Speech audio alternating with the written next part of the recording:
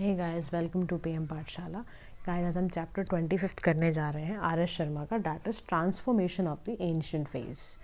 ठीक है, कैसे कैसे एंशिएंट फेज में ट्रांसफॉर्मेशन आया उसके बारे में बात करेंगे। बुक छोटी सी और रह गई है, एक आध दो चैप्टर्स और रह गए हैं।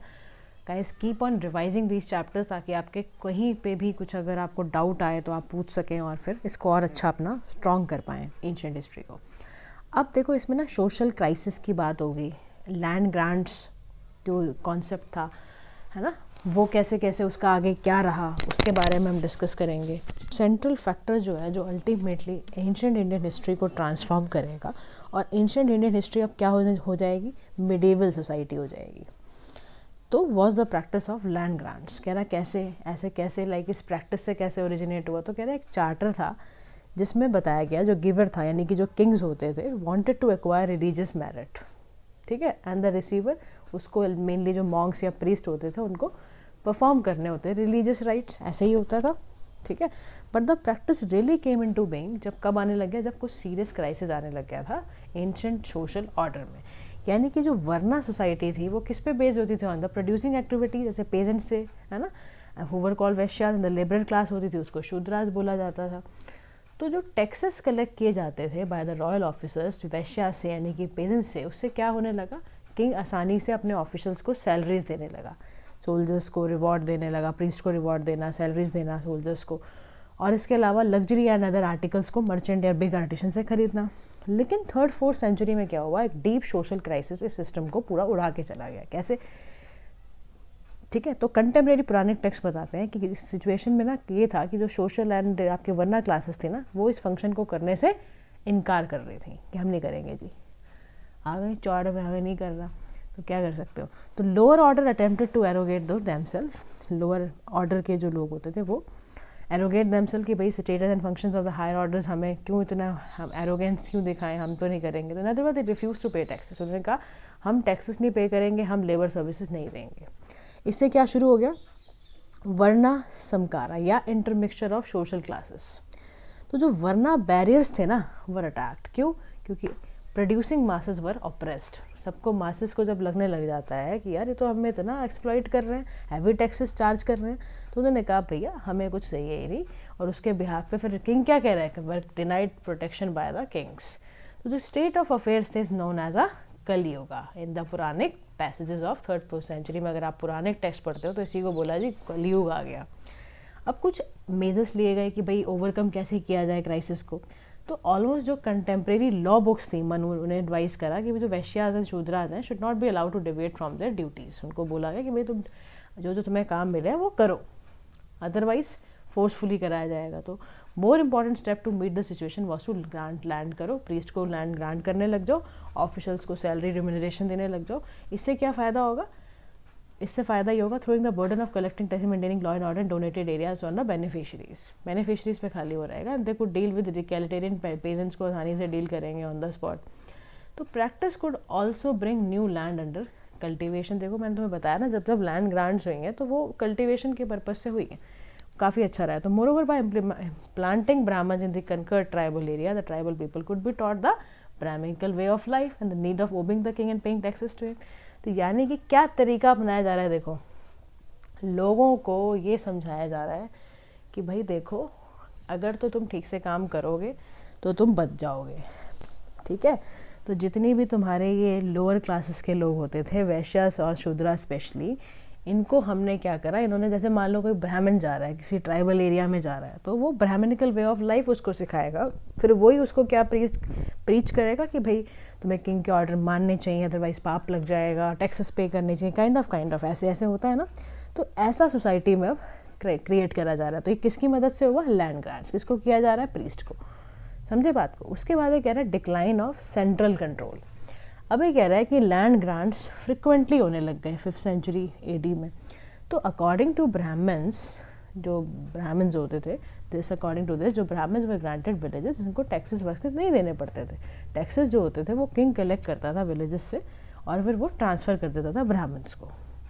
इन एडिशन टू दिस, जो बेनिफिशरीज था उसको क्या मिल रहा है, उसको राइट टू गवर्न मिल रहा है। People living in the donated villages, है ना, उस पर वो उसका इतना राइट है। तो government official and royal retainers जो थे उनको were not permitted to enter the gift villages, जो भी है ना, जो ब्राह्मण्स को, प्रीस्ट को जो दिए जा चुका है उस लैंड पर वो नहीं घुसेंगे।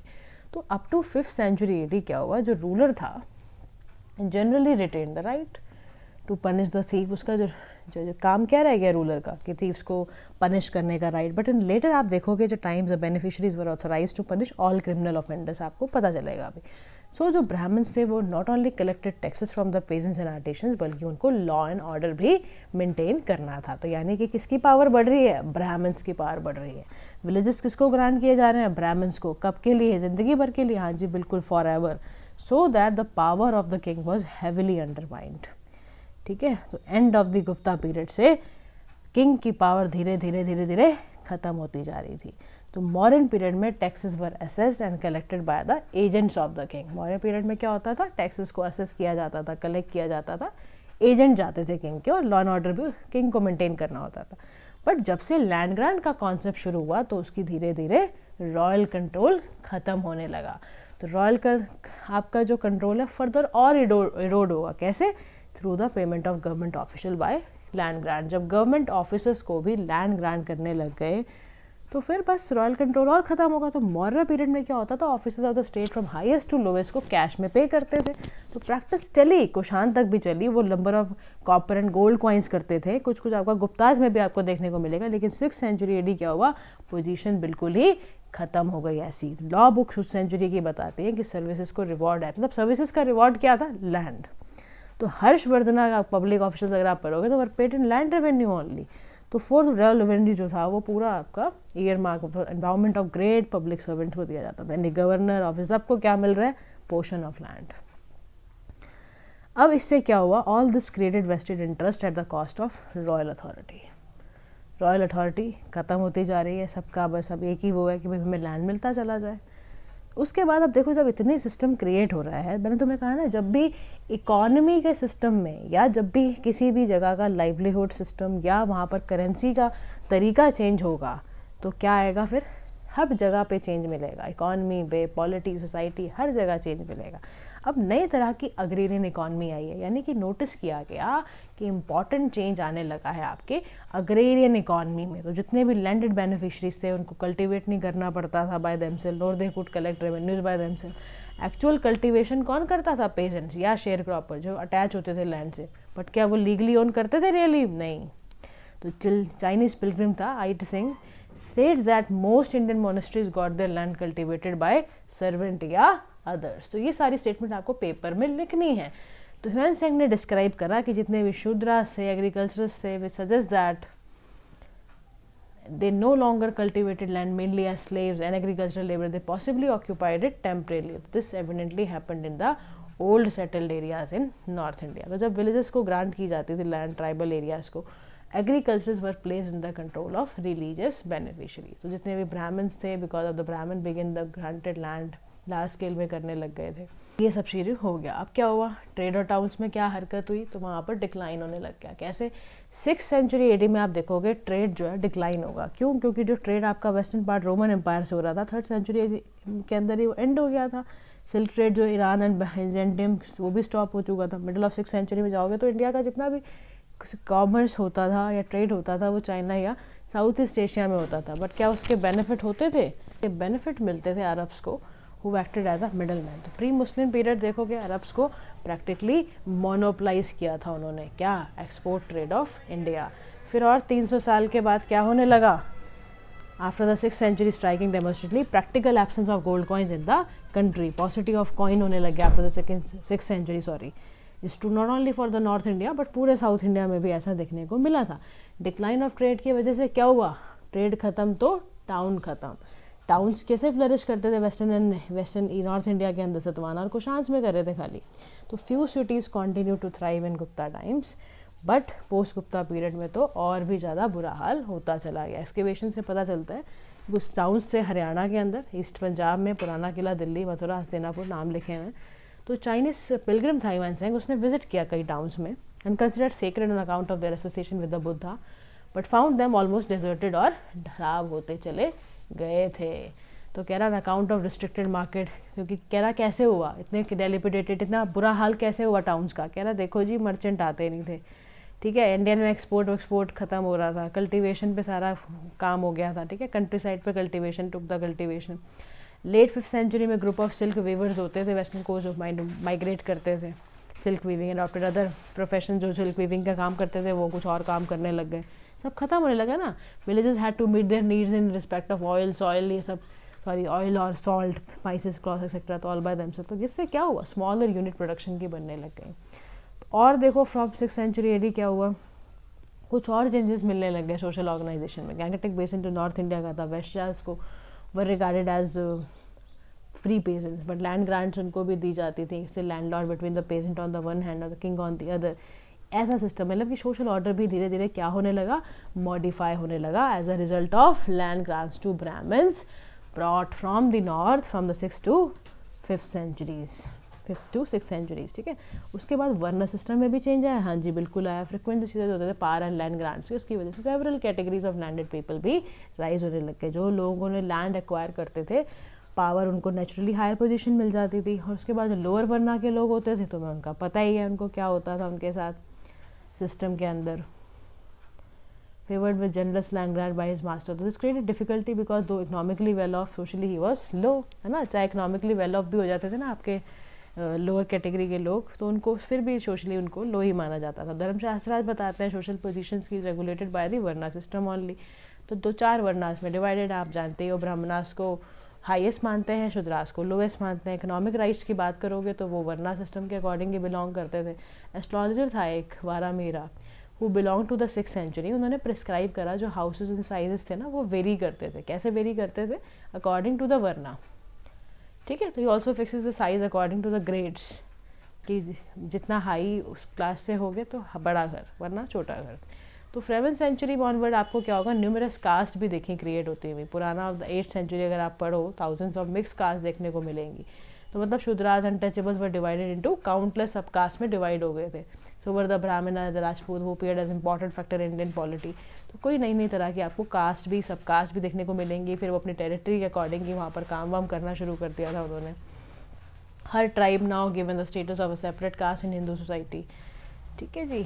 उसके बाद आप देखो कल्चरल डेवलपमेंट भी कुछ हुई। तो देखो 6th to 7th सेंचुरी में सब नेशनल यूनिट जो आपकी फॉर्मेशन हुई थी, असम, आंध्रा, बंगाल, लाइक दिस। तो चाइनीज ट्रैवल हिविंसवैंग ने मेंशन किया कि several nationality like Vishakha Datta एक ऑथर थे, तो 6th सेंचुरी AD में। तो इन्होंने डिफरेंट रीजन्स में देखा कि लोग जो है ना डिफरेंट कस्टम, क्लोथिंग और लैंग्वेजेस को एक्सेप्ट कर रहे हैं, ठीक है। उसके बाद ये कह रहा है कि जो 6th-7th सेंचुरीज थी वो इक्वली इंपॉर्टेंट रही, कि उस समय ना संस्कृत लिटरेचर पे बड़ा काम हुआ है। मतलब रूलिंग क्लास थी वो तो संस्कृत में ही कंटिन्यू काम करती रही है। और क्योंकि ये बड़ी इनकी स्प्लेंडर लाइफ रही थी, बहुत ज़्यादा स्टाइल ऑफ उनका जो लैंग्वेज था लिखने का वो बहुत बढ़ा चढ़ा के ऑर्नेट स्टाइल में प्रोज एंड पोट्री लिखा करते थे। संस्कृत पंडित स्टिल रही, मतलब वहाँ के लोग बहुत अच्छा लिखते थे। तो बेस्ट एग्जाम्पल ऑफ वर्बेज अगर आपको प्रोज में मिले तो वो बाना की राइटिंग है, ठीक है। उसको कोई इमिटेट कर नहीं सकता, इतनी अच्छी संस्कृत राइटिंग है, वो बहुत अच्छा मॉडल है यानी कि। तो from 6th century AD we also notice remarkable development आपको लिंग्विस्टिक हिस्ट्री ऑफ इंडिया में मिलेगी। यानी जो बुद्धिस्ट है ना ईस्टर्न इंडिया के, वो उनको फेंट बिगनिंग थी उनकी बंगाल, असम में, ये सब जगहों पर। तो सिमिलरली जैन जो थे वो call the same period show the beginning of Gujarati and Rajasthani language आने लग गई, ठीक है ना। पहले प्राकृत पाली चलती थी, संस्कृत चलती थी, अब आप देखोगे रीजनल लैंग्वेजेस शुरू हो गई, यानी कि मैथिली, असमीज, बंगाली, गुजराती, राजस्थानी। तो on the breakup of Gupta empire several, क्योंकि इंडिपेंडेंट प्रिंसिपैलिटीज़ बन गई थी और उनका जो कंट्री साइड जो कॉन्टेक्शन था, आपका कॉन्टैक्ट था, वो धीरे धीरे ट्रेड खत्म हो गया था, तो उन्हें रीजनली डेवलप करने लग गए थे। तो बहुत सारी रीजनल स्क्रिप्ट्स गाइज आने लग गई थी फ्रॉम 7th सेंचुरी AD, तो ठीक है। क्योंकि मौर्य एंड गुप्ता टाइम्स में इतना नहीं था, लेकिन उसके बाद ये सब बहुत होने लग गया था। तो person was master the script Gupta age में, तो वो किसी भी तरह के इंस्क्रिप्शंस पढ़ सकता था। लेकिन 7th सेंचुरी में क्या था कि अगर आप किसी रीजन में आए हो और वहाँ पर आप चाहे कितनी भी स्क्रिप्ट जान लो, लेकिन हर रीजन की क्योंकि अपनी अपनी एक स्क्रिप्ट होने लग गई थी, hence nobody can read post Gupta inscriptions, ठीक है। उसके बाद कल्चर में और क्या हुआ जी, भक्ति एंड तांत्रिसिज्म का इस्तेमाल होने लग गया। तो sculptures and construction of temples जो हमने देखा था बहुत नए नए स्टाइल्स में साउथ इंडिया में भी देखा था हमने, पर्टिकुलरली साउथ इंडिया। तो स्टोन एंड ब्रॉन्ज बड़े इंपॉर्टेंट थे उस वक्त डिविनिटीज़ को रिप्रेजेंट करने के लिए। लेकिन धीरे धीरे यही सारी चीज़ें, Brahmanical temples, eastern India, monastery, ये सब शुरू हो गई थी, वर्शिप वगैरह। पोस्ट गुप्ता टाइम्स के बाद आप देखोगे जैसे society was divided into unequal classes, क्योंकि उनके रिचुअल, उनकी लैंडेड प्रॉपर्टी सब अलग अलग था। तो divinities were also divided into unequal rank, यानी जो विष्णु शिवा एंड दुर्गा थे वो उनको सुप्रीम डाइटी माना जाता था, वो दूसरे डाइटी से हमेशा ऊपर सुप्रीम दिखाए जाते थे। और कुछ ऐसे होते थे जो लोअर पोजीशंस पे उनको दिखाया जाता था, specially the supreme mother goddess वो रिप्रेजेंटेड इन डोमिनेटिंग पोजीशंस। तो मोनेस्टिक ऑर्गेनाइजेशंस थी जैना की, शिवत्स के, वैष्णवाइट्स की, ये भी डिवाइड होने लग गई 5 रैंक्स में। Highest rank occupied by the acharya, ठीक है। फिर 7th सेंचुरी में देखोगे कि भक्ति कल्ट स्प्रेड हुआ थ्रू आउट द कंट्री और specially in South. Bhakti meant that जितने भी लोग होते थे वो और तरह की अलग अलग तरह की ऑफरिंग भगवान को दिया जाता था और उसके बदले में दे रिसीव द प्रसाद और the favour of the god, ठीक है। तो यानी कि it meant that devotees completely surrender to their god, ऐसा होता था। लेकिन आपके जब 6th सेंचुरी AD आया तो रिमार्केबल चेंज होने लगा तांत्रिसिज्म का, ठीक है। तो 5th सेंचुरीज मैनी ब्राह्मण्स थे, receive land in Nepal, Assam, Bengal, Orissa, central India, सब में आने लगा। अब तांत्रिक टेक्स्ट, श्राइन, ये सब भी भाई प्रैक्टिस में आने लग गए, ठीक है।